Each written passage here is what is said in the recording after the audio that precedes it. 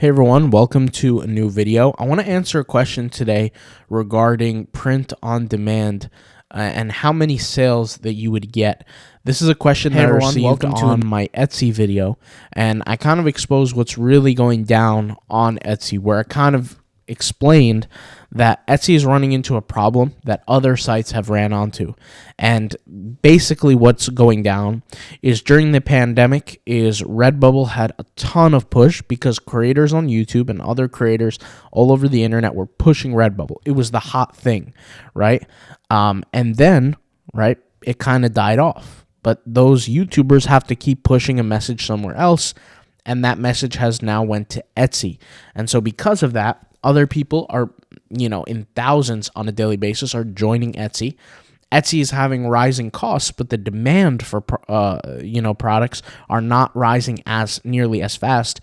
So Etsy has to deal with a influx problem. There's too many people coming in and not enough purchases are being made to support the new infrastructure, the new server costs, things like that. So with that being said, I kind of wanted to make a video answering a question that caught my attention, and it's from Amy Louise Bruton. Burton, shout out to you. Sorry if I pronounced your name wrong. She says, just wondering, as you have created over 40,000 designs, what amount, in your opinion, would you need to create on most platforms if your sale ratio is one sale for every 100 designs, in your opinion? Regards, Amy. So shout out to you. So this is a phenomenal question, but I think it's kind of, and the undertone here kind of shows me that there's a misconception. And the misconception lies right here. It says, in your opinion, what would you need to create on most platforms if your sale ratio is one sale of every 100 designs? And this is kind of the issue, is that is never the sale ratio that occurs for me. And that's way too drastic, way too low of a sales ratio. If you were to upload 100 designs, you would never only want one sale out of those 100 designs. A 1% conversion rate is very different than one sale for every 100 designs. Let me explain the difference. Because you're asking me here essentially, how many would I need to create to actually make money? I've made over 40,000 designs. I make designs literally every day. And there was a year, like I said, 12 months, where I spent every single day creating 60 designs a day just for Redbubble alone. Not to count Society6, not to count TeePublic, not to count Zazzle, not to count the products that I upload on Etsy. I've made way over 40,000 designs. If you add my virtual assistants, if I accumulate all of their work, that's well over 40,000 designs as well. The print-on-demand space, it doesn't matter if you're on Merch by Amazon. It doesn't matter if you're on TeePublic. It doesn't matter if you're on Etsy. It doesn't matter if you're on Redbubble. It doesn't matter where you are. For the most part, quantity does help. Now, that's not to say that quantity is the only thing that matters. There's many moving parts to success with print-on-demand. And once again, I know you didn't mention a website here. So let's just take this let's use Redbubble as an example. A portfolio with 1,000 designs is most likely going to perform better than a portfolio with 100 designs. However, this is the however part. Niche, keywords, titles, and promotion all matter. Now, let's just put some things into consideration here, okay? Let's say this is your design. I made a video, either I'm going to drop it later or I've already dropped it, on how to create superhero designs, right? How to create superhero posters. I'll leave a link in the description if you want to see it. So, like, for example, this is one of them. I'll leave a link in the description. It was either my past video or I'm about to upload it, either one. So if I take this design, right, and I upload this to Redbubble, by every means, by every consideration, it's a good-looking design. Let's just say I tag it properly. Let's just say I title it properly. But one thing I miss is niche, right? Let's just say I do that. I'm not going to achieve nearly as much success, which is one of the issues that I'm kind of understanding here. From what I can see, right, in your question, you're saying, how many designs do I need to make if my sales ratio is 1 out of 100? What I'm saying is your sales ratio should never be 1 out of 100. You should never be selling one design for every 100 that you make. And that, once again, that's separate from a conversion rate. They're not the same thing. So conversion rate is referring to the number of visitors. Your sales ratio is referring to the number, the designs, and if that design has ever sold. I'll give you an example. I have a Redbubble store that I created in January. It doesn't have many designs at all. I think maybe like 400 something, 453, something like that. Don't quote me on the exact number. I'm uploading 30 designs a day myself now on Redbubble because obviously they've decreased the limit. And so I'll upload 5 to 8 designs on that store. I'll go to another store, upload another 2 or 3, go to another store, maybe 6 or 7, whatever, right? That store, over half of the designs that I've uploaded have sold in the past. For me, that's over a 50% sales ratio, technically, based on what you're saying here. So if I was to create 450 something plus designs on one store, and I was to get a 1% sales ratio, not a conversion rate, but a sales ratio, that means only 1% of all the designs that I've made have sold. To me, that's very clear. That's a niche problem. Do you see what I'm saying? It's a niche problem. You're either going into a niche that has no competition whatsoever, or which is really no demand. It's either having no demand or it's having way too much demand. Now, I already told you guys, how do you solve the problem when a niche has too much demand? Anybody can answer this. You don't even have to write it in the comments. Just answer it in your brain. How can you solve the problem when the niche has too much demand? What can you do? The answer is promote social media. I've shown how to use the Instagram bots. I've shown how to use the Pinterest bots. I've shown how to use the Twitter bots. And these are not fake followers. These are real followers that are genuinely interested in what you have to offer. These are tools that help you grow your audience instead of paying for advertising. Why? Why does that work? If there's too much competition in a niche, right? And let's just say you tag it perfectly, you title perfectly, you're still not going to get enough traffic to move the needle on that design. And when I say move the needle, let's just say in a normal circumstance, it would take you 3 years to get to the top of that rank if you were selling purely organically. But then, if you use the tools that I've showed, like I said, the marketing tools, the bots, the Pinterest bots, Twitter bot, Instagram, and you do the promotion, you can cut that time down to, let's just say, 3 or 4 months. And I'm just, throwing numbers out here. Obviously, every niche is different. Some niches have a competition of 400,000. Some niches have a competition of 10,000. So every niche is different. But let's just say it was 4 months. Now you've taken 3 years worth of work and you've moved it up in 3 months. Let's just say 4 months. What happens is now you increased the chance of that design selling because you used promotional aspects. And once again, there's only 2 reasons why you can have a sales ratio of 1 out of 100. So that means literally, if you sit there and you make 100 designs and only 1 design sells, it's surely not going to be a design issue. You've been watching my channel for a long time. Really, nobody should be struggling with design anymore. You have Canva, right? You have the AI tools. Nobody should be just struggling with design. If you're struggling with design, you're probably just not into the game for a long time. You haven't used the right tools yet. You haven't got enough experience. But most people, like 99%, should not be struggling with design. Okay? We even created a design course for speed and everything like that. Now, I don't know if you have the design course. You may or may not sure. But this is it right here. And in the design course, I showed myself creating 63 designs, in less than 30 minutes. Or 30 minutes, something like that. So design should never be the issue, okay? And speed should never be the issue. Then we look at the other 3 aspects. What are the other 3 aspects? One of them is titling.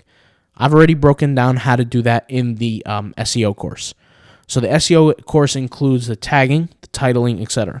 I've even created free content on that. We have over 1,000 videos on this YouTube channel that shows that. Okay, so that's another aspect. So titling. There's only one more after that. So titling and tagging aside from that, and aside from design, there's one aspect. It's niche selection. You want to be able to find a middle ground based on your promotional habits. If you're not doing any kind of promotion, then you unfortunately have to go through lower traffic, lower competition niches. But you cannot go too low, because if you go too low, there's absolutely no demand.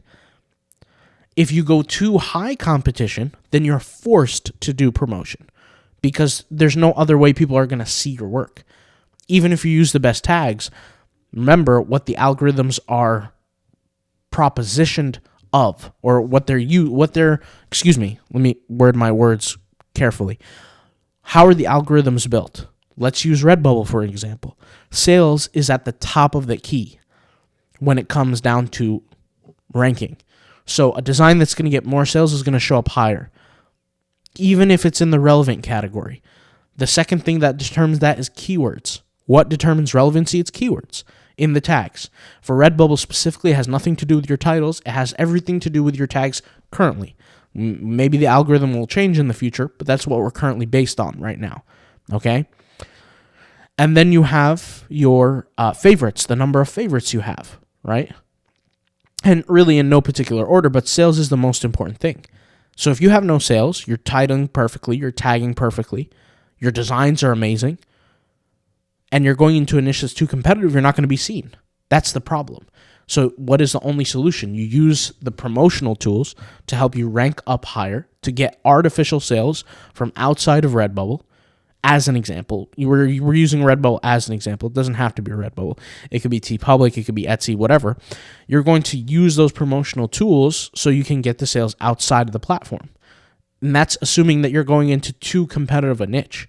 If you're going into low competition of a niche, you can arguably make the conversation that you can use the outside tools. You really wouldn't need them, because remember what the whole point is the goal for me personally is I want to be able to walk away from the platform and know that that design is going to make me sales in the future. I don't want to have to promote for it. I don't want to have to do any work to it. I want it to sell on its own. So if the niche is too low competition and there's no demand, because it's a two variable equation here. The demand and the competition, they're two different things. Most times, let's say 89% of times, competition and demand are correlational, meaning the higher the demand, the higher the competition. But in certain situations where we have the golden niche, we've talked about this in the course, the Redbubble tagging course. When you have a niche that's referred to as a golden niche opportunity, it is low in competition, but demand is present. Okay? I'm not even going to say demand is high. Just demand is present. If demand exists and there is no competition or low competition, that is a golden niche, because it leaves you as the person who can take the opportunity, can seize the moment, right?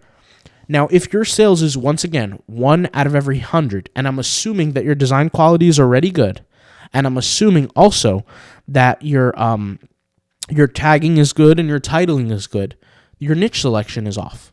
That's the only thing that could stop you, is your niche selection, unless there's something behind the scenes nefarious that Redbubble is doing, Etsy's doing, whatever platform we're talking about here that is shadow banning you or something like that. In that case, if you're being shadow banned, guys, and I don't know if you are, okay, I can't speak to that because I haven't had that experience, but if you're being shadow banned, right, then there's really no point of even using that account. You have to move on to a different account. And what is shadow banning just simply means is like, let's just say, for example, you've created 100 designs and none of them show up in the search at all. They don't even exist. That is an example of what shadow banning is. If that's your circumstance, and I don't even recommend you using that account. You should really have all your work be accounted for. But that's if you're selling one sale out of every 100 designs. Now that is a sales ratio. That is not a conversion rate. I want you to understand the difference between the two. So a sales ratio, once again, if I create 100 designs and one of those designs sell, that is, we can argue that's a sales ratio, right? A conversion rate is if I create 100 designs and 1,000 people visit my store And out of those 1,000, 100 people purchased. That's a 10% conversion rate. Has nothing to do with the sales ratio. The ratio of sales in terms of designs is accounted for what designs sold. The conversion rate accounts for how many of your visitors purchased. So one has to do with visitors, one has to do with the designs, okay? If you're in a circumstance where your conversion rate is low, you have to think of why. Look at your traffic. If your traffic is low, then you have a traffic problem, right? And I'll explain that. I know it might sound difficult to understand in the beginning, but I'll explain it. Don't worry. Don't stress. If your traffic is there, if it's present, if you're making good traffic, and your sales is not high enough, then you have a design problem. So in one circumstance, you have a traffic problem, and one circumstance, you have a conversion problem. Let me explain. Let's just say 1,000 people visit your store. And they're interested. They're genuinely interested. So they've searched for a keyword. Your designs happen to pop up. You get the impressions. And maybe you even get the clicks. Okay? If your design exists and they're clicking and they do not purchase, or forget even they're clicking, because certain circumstances, different platforms are different. But let's just say they're seeing your design and they don't purchase. And your design is at the top of the rank, which it really shouldn't, mathematically speaking, because that's not how algorithms work. But let's just say they saw your design and they don't purchase. And you know that niche is getting demand. And people are seeing your design, but they're not purchasing. What does that mean? That means the design is bad for the niche. That means it doesn't succeed amongst the competitors. That means the other designs look better, genuinely, right? So then that's not a traffic problem. That's a design problem. So you could have had perfect keywords, you could have had a perfect title, you could have even picked the perfect niche, but if the design doesn't look good, you won't make the purchase in that scenario. Now, something that I say, and I've said this since the beginning of me even teaching about Redbubble and print on demand and all this kind of stuff, is I said you never have to have an amazing design. You have to have a design that is buyable, meaning it's just good enough to get the sale. Your designs don't have to be perfect. There are many times where I say, okay, I found this niche, I found this opportunity. There's 6 competitors, let's say, with, 72 designs on there. I know for a fact it's getting traffic, right? But I don't need to really spend an hour on a design. I could spend 2 minutes on a design, if that, 40 seconds, because I know I can beat the competitors with this basic one. It has to be buyable. It does not have to be perfect. So once again, that's a circumstance of the design lacking. You're getting the attention, but you're not getting the sale. Now, let's just say, what's another reason that you're not getting the sale? It could be the attention is not even there. So you can have a perfect design, right? The design quality could be perfect. It looks good. It could be like, for example, like this from the tutorial I just created, right? It could look like this, but you're not getting the sale because people are not seeing it. If people saw it, they would purchase, but they're just not seeing it. So once again, that comes down to traffic. Why are you not getting enough traffic? It could be A, the title is off and the tags are off, okay? It could be the niche selection. Once again, that's an issue, right? So those are the issues that you have to solve. So in terms of your question, what would, in my opinion, be the amount, or what does it say?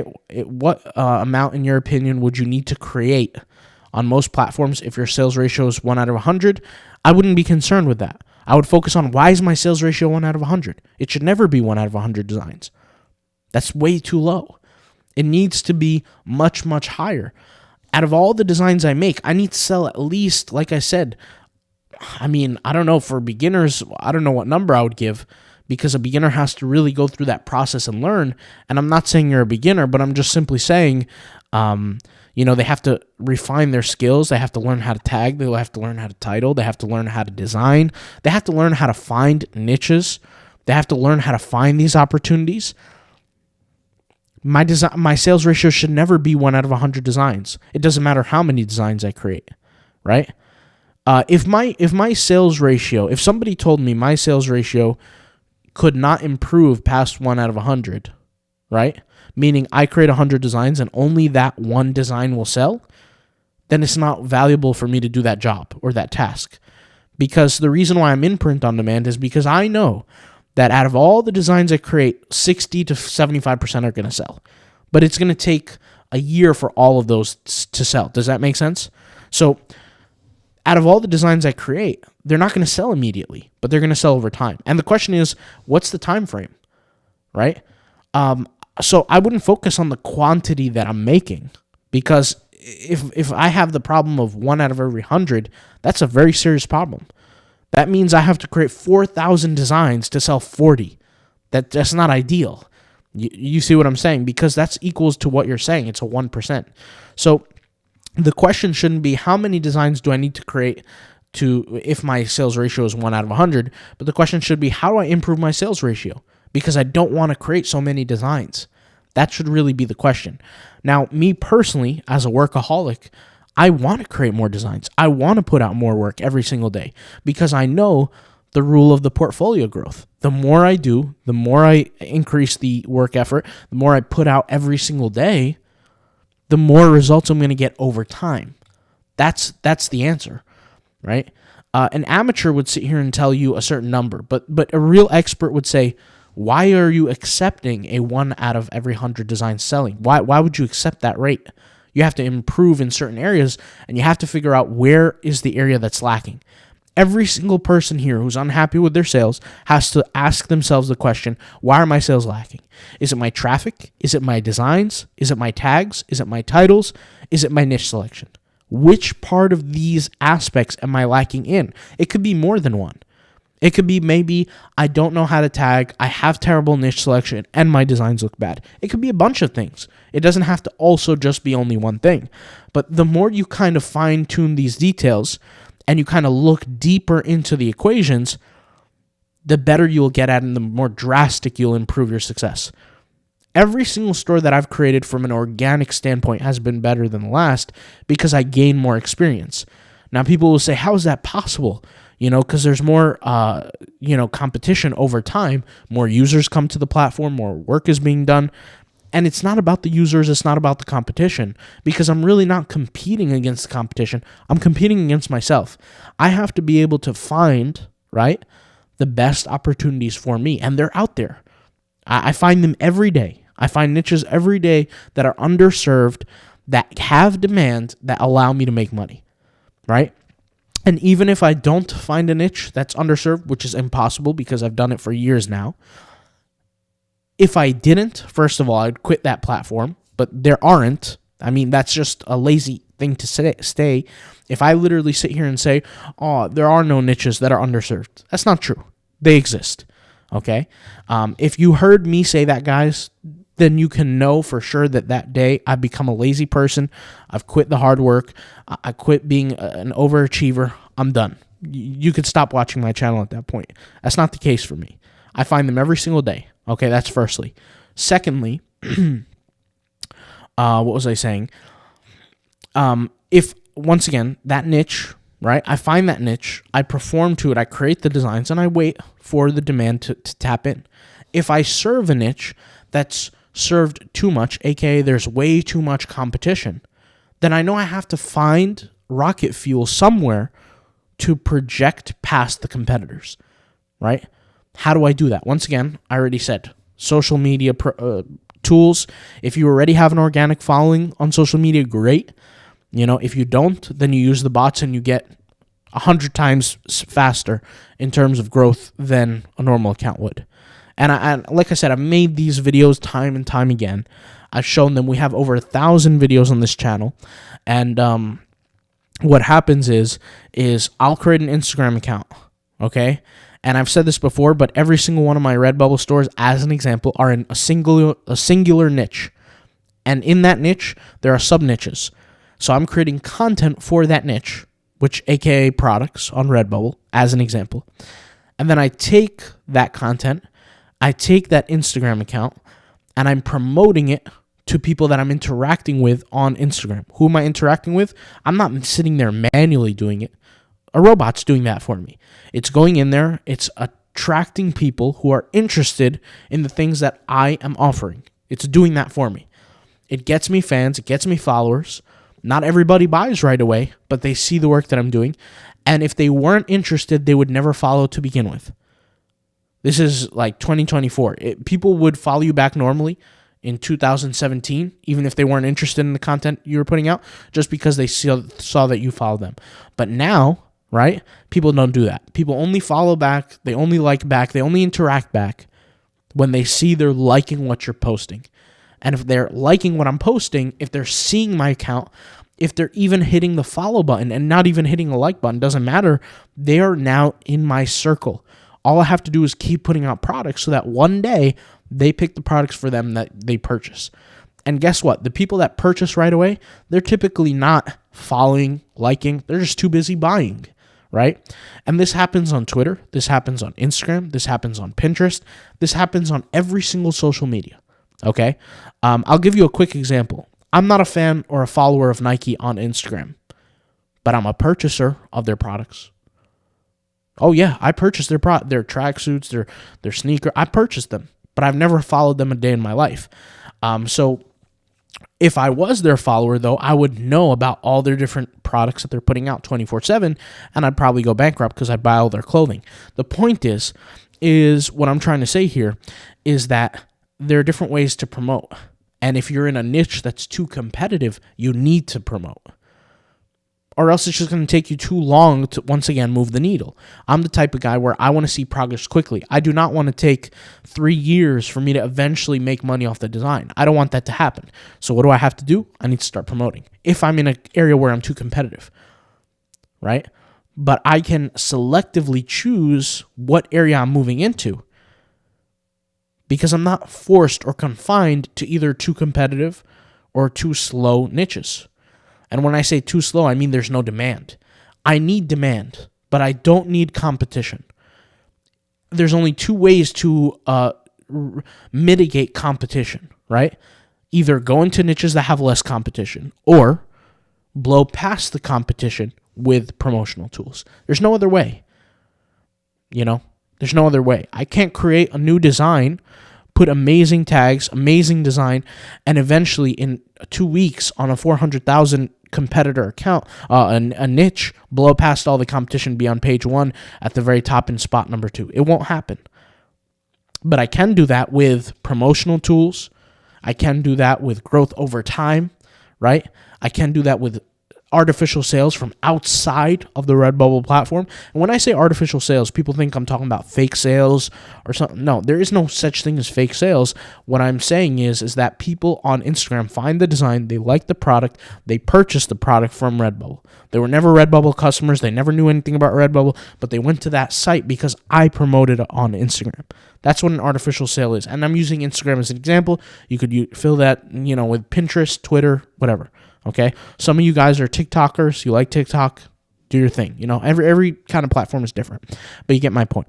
So, yeah, I wouldn't focus on creating a certain amount. I would focus on my sales ratio. Why is my sales ratio of the number of designs I'm creating so low? Is it my design? Is it my titling? Is it my tagging? Is it my niche select? What can it be? And it has to be something or some things. There's never a situation where you're not making sales and it's not your fault. Every single time you are accountable for your own success. If you got a sale, it wasn't because of luck, it's because you earned it. If you didn't get a sale that day, or whatever the case may be, if you didn't get any sales or 99 of your designs didn't sell, it's also because of you. If 50% of your designs sell, it's also because of you. So, or because of your decisions rather. So the point here is that I wouldn't focus on creating as much as I can. If I was, enduring a situation where I have 1 out of every 100 in my design sell, I would focus on improving that ratio. You see what I'm saying? So that's kind of my approach. And for me, there's no really any limit to what I would do because I have virtual assistants. I have myself. I wouldn't just stop, The only time I would stop is if I know the platform cannot make me money. Now, sometimes is the juice worth the squeeze? Depends. Like, I'll give you an example. There's a website called Tostadora. For me, the juice is not worth the squeeze. I would not go on that platform. Why? Because I have my own websites that generate 10 times more traffic than they do in a year that I do in a month. Why would I go to their website and offer them those benefits when I could just do it myself? So there are certain platforms that I wouldn't work with because they're too small. I.e., an example, Toastadora is a perfect example. Okay? Yeah, that's an example, right? I personally wouldn't work with them. I've experienced it. Not for me. Redbubble is a place that's big. TeePublic, merch by Amazon, was great when I had it. To Etsy, hopefully this answers your question. I really hope this answers your question and kind of helps you think about the things that I'm trying to teach here, which is focus on the skills first, the hard skills, the soft skills. Focus on the soft skills, improve those, then worry about the quantities later. You don't need to worry about the quantities now. If you have a sales rate of 1 out of every 100 designs, that's a problem. That's a very big problem. And you have to understand why. A lot of the people that work in Redbubble or print on demand or whatever you want to call it, I call it zombie mode. They're working every single day. They're not realizing what errors they're making or what issues they're creating when they're creating their designs. They're not seeing where they're going wrong, but they just keep doing it over and over and over and over, and they're getting no results, and they wonder why. Every single design you post, you have to be able to predict if that design is going to sell or not. And you have to memorize that to yourself and say, okay, I think this design will not sell or it will. If it sells, I give it X amount of days. And when that design sells, if it sells, remind yourself that you were right about that. Why? Because that is a validation system. When you start validating yourself and you say, okay, I was right here. I was right. This sold in 2 weeks. I said it would sell in 2 weeks. I was right. Then what you have is you have a proven formula that you can go after again and again and again. The reason why most people are not successful with things like print on demand, Redbubble, TeePublic, they quit too early. Why are they not successful? Is because they don't treat it like a experiment or not an experiment. They don't treat it like a do or die situation. They don't. They say, "Oh, I'm going to test this, and if I like it, great. If I don't like it, it is." They don't test it, and they don't say, "I have to be successful." They don't do that. Because if you had to truly be successful, if you had no choice, if it was do or die, you would figure out a way. You would test and analyze every little thing. You would be so calculated. You'd be so particular. But most people aren't. Most people aren't particular. Most people aren't calculated because their life doesn't depend on it. They have jobs. Maybe their life is comfortable. They have a different business making money. So it's not something important to them, right? So that's my recommendation. If you want super success, you have to focus on every working formula, every working part of the equation. And you have to improve on it. And you have to make it better. That's really the only way. Hopefully this video answers your question. Thank you for watching. And I'll talk to you soon. All right. Peace out. Bye.